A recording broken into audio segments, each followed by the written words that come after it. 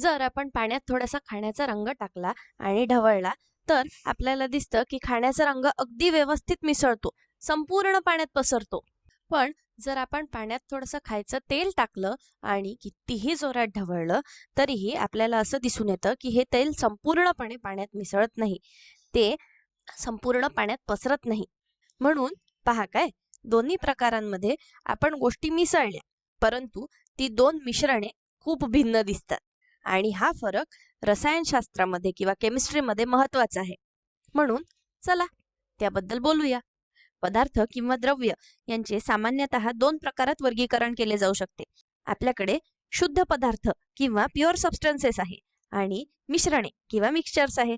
आता शुद्ध पदार्थ म्हणजे काय, तर सोन्याचा विचार करा. काय, जर तुम्ही ते मोठे करून किंवा झूम करून पाहू शकलात तर तुम्हाला सोन्याचे सूक्ष्म कण आढळतील.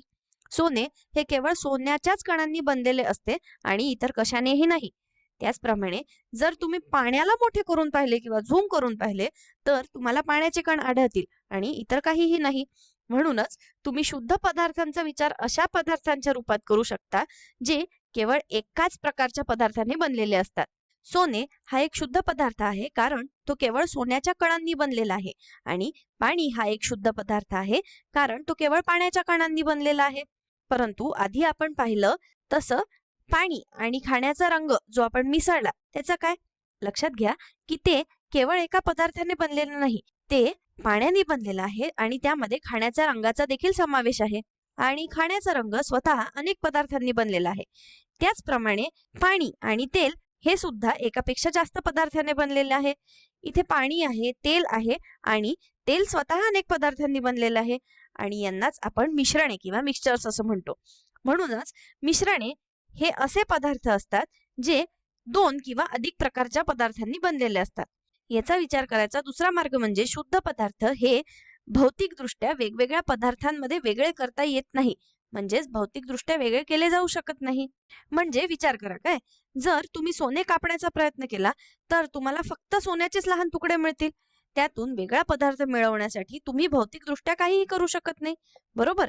त्याचप्रमाणे जर तुम्ही पाणी विभाजित केलं किंवा पाणी उकळलं किंवा कोणतीही इतर भौतिक प्रक्रिया केली तरीही शेवटी तुमच्याकडे पाणीच राहील. तुम्ही पाण्याचे भौतिकदृष्ट्या वेगवेगळ्या पदार्थांमध्ये विभाजन करू शकत नाही. परंतु मिश्रणे ती ज्या घटकांपासून बनलेली असतात त्या पदार्थांमध्ये भौतिकदृष्ट्या वेगळी केली जाऊ शकतात. म्हणजे तुम्ही पाणी आणि खाण्याच्या रंगाचा विचार करू शकता. उदाहरणार्थ तुम्ही पाण्याचे बाष्पीभवन होऊ देऊ शकता आणि खाण्याचा रंग मागे उरेल. म्हणूनच तुम्ही त्यांना भौतिक प्रक्रियांनी वेगळे करू शकता. पाणी आणि तेलाचं काय, तुम्ही त्यांना भौतिक प्रक्रियांनी वेगळं करू शकता. म्हणूनच मिश्रणे ही भौतिकदृष्ट्या वेगळी केली जाऊ शकतात. पण अर्थातच तुम्ही पाहू शकता की या दोन मिश्रणांमध्ये काही फरक आहे, बरोबर? तर काय फरक आहे, चला तर बघूया. पहिले तर पाणी आणि खाण्याचा रंग. लक्षात घ्या काय, तुम्ही सांगू शकत नाही की खाण्याचा रंग कुठे संपतो आणि पाणी कुठे सुरू होतं. म्हणजेच संपूर्णपणे एकसारखं दिसतंय हे मिश्रण, सगळं काही एकसंधपणे मिसळलेलं आहे आणि हे मिश्रण संपूर्ण एकसमान किंवा युनिफॉर्म दिसतं आहे.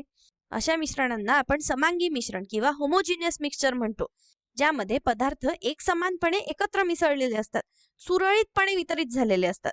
या उलट पाणी आणि तेलामध्ये तेल कुठे आहे आणि पाणी कुठे आहे हे तुम्ही स्पष्टपणे बघू शकता. मिश्रणाचे वेगवेगळे भाग स्पष्टपणे दिसतात. पदार्थ एक समान वितरित झालेला नाही, म्हणजेच तो असमान वितरित झालेला आहे. आणि अशा मिश्रणांना आपण विषमांगी मिश्रण किंवा हेट्रोजिनियस मिक्सचर असं म्हणतो. आता यांच्यातील फरक स्पष्ट करण्यासाठी आणखीन काही उदाहरणं घेऊया. इथे अशी अनेक मिश्रणे आहेत जी तुम्हाला तुमच्या दैनंदिन जीवनात आढळू शकतात. आता तुम्ही थोडासा व्हिडिओ थांबून विचार करा की यापैकी कोणती मिश्रणे समांगी किंवा होमोजिनियस आहे आणि कोणती मिश्रणे विषमांगी किंवा हेट्रोजिनियस आहे.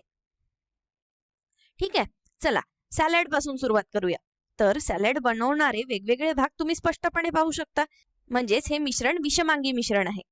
आता बटर कॅरेमलचं काय?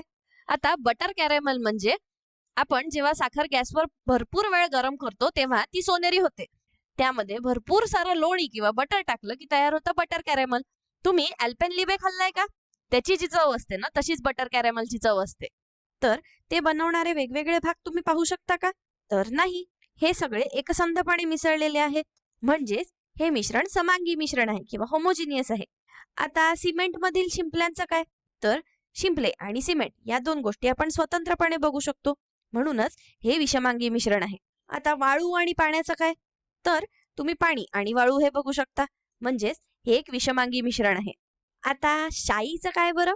तर शाई एकाच पदार्थासारखी दिसते, ती बनवणारे वेगवेगळे भाग आपण पाहू शकत नाही, म्हणजेच शाई हे एक समांगी मिश्रण आहे. आता पितळी वाटीबद्दल काय? ती बनवणारे वेगवेगळे भाग आपण बघू शकतो का? नाही, आपण ते पाहू शकत नाही. त्यामुळे ते संपूर्ण एकाच भागासारखे दिसतात, म्हणजेच हे समांगी मिश्रण आहे. आता मला सांगा तांब्याच्या तारेचं काय? तर पुन्हा ती बनवणारे आपण वेगवेगळे भाग पाहू शकत नाही, म्हणून आपल्याला वाटू शकतं की हे एक समांगी मिश्रण आहे किंवा होमोजिनियस मिक्सचर आहे. परंतु हा एक चलाखीचा प्रश्न होता. सांगा बरं कारण काय असेल? तर तांबे हा एक शुद्ध पदार्थ आहे, तो अजिबात मिश्रण नाही. आणि यावरून एक मनोरंजक मुद्दा समोर येतो.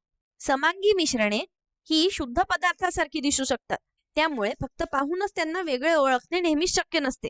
म्हणूनच एखादी गोष्ट शुद्ध पदार्थ आहे की समांगी मिश्रण आहे हे शोधण्यासाठी शास्त्रज्ञ विशेष चाचण्यांचा वापर करतात.